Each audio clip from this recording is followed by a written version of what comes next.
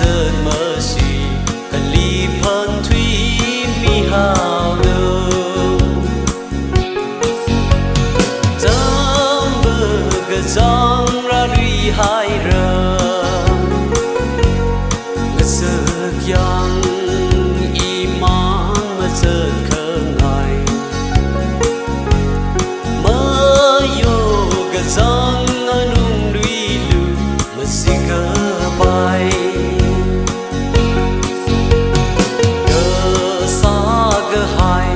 ini ô sắc bình chi anh ngung lấy chi mây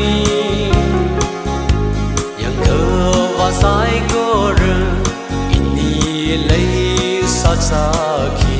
cả lơ mê mori mang hong dám bờ gờ giang ra lui hai rờ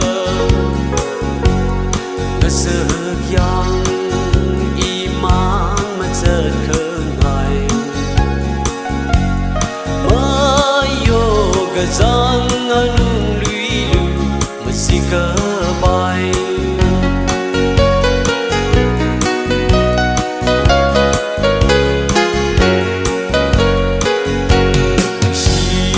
dâng khờ bộ áo pi nào nở đi khơi mơ xa mini li cờ thủy can chốt nở tầng mơ khờ vai rơm đi mà nửa rim hôn rừng nào sơ dám bờ cờ giang ra đi hai rừng ngất sực yang iman mà chợt khờ ngài mơ yo gờ giang anung lui lu mà si cờ